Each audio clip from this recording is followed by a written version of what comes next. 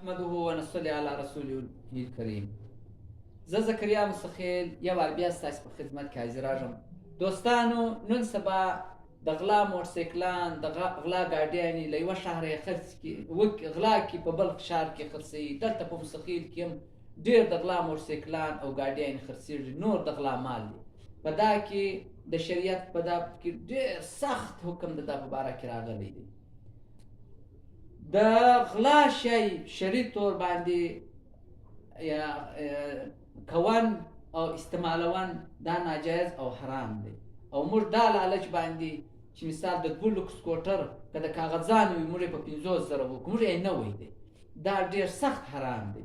صلی الله په قرآن شریف کې وایي ولا تعاونوا علی الاسم والعدوان، د ګناه او د دشمنۍ په کار کې له یو له بل سره مدد مه کواسو. بیا نبي صلی الله علیه وسلم ویلي دي چې د مالک له اجازت بغیر د ده مال استعمالول دا ظلم او غصب دی.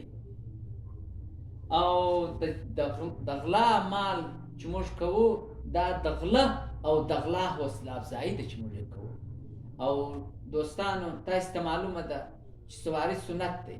الله پاک په قرآن شریف کې وایي والخیل والبغال والحمیر لترکبوها وزینه. اسپه، خچر او خر دا الله پاک د دې دپاره پیدا کړی دی چې پر دا باندې تاسو سواری وکړئ.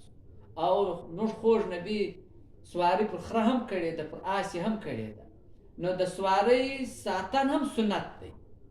نو لہذا که موږ د غلا موټرسایکل وکړو او پر دا باندې موږ جنازې لڅو، د چا د مریض پوښتنې لڅو، او یو ځای پاتا لڅو، نو موږ د ثواب پر ځای ګناه ګټو.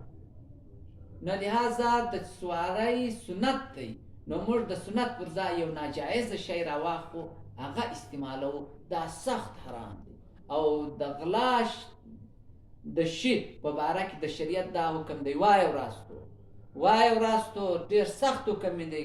که یو سړي د غلا سکوټر یا بل دا شی وکړي، و ده ته نه وه معلومه چې دا د غلا دی، بعد که ورته معلومه سو چې اوهو دا خو غلا کړی دی د فلاني دی، نو پر ده باندې دا واجبه ده چې دی غل کې نیوی کې نه نیوی. دی به ورځي و اصل مالک ته به یایي چې وروره دا سکوټر ستا غلا سوی وی، دا ستا سکوټر یا بل شی دغه دی ستا دی. که دا دی به مالک ګوري، واجب دی بیرته به مالک له ورسوي، دی به تر تاوان ترېږي. دوهم دا خبره ده که بیا مالک نه کوي پیدا، ورته معلومه و چې دا د غلا شی دی، د غلا خو له ته ورامعلوم دی، کاغذ یې نسته، بل په وړیا قیمت دی.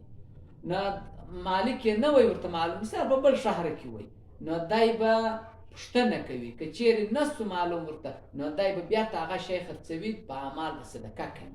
صدقه به هم د ثواب په نیت نه کوي، بس شروع ورکوي، بې له ځانه به هېڅ دا پیسې د مرداري له ځانه لرې کوي.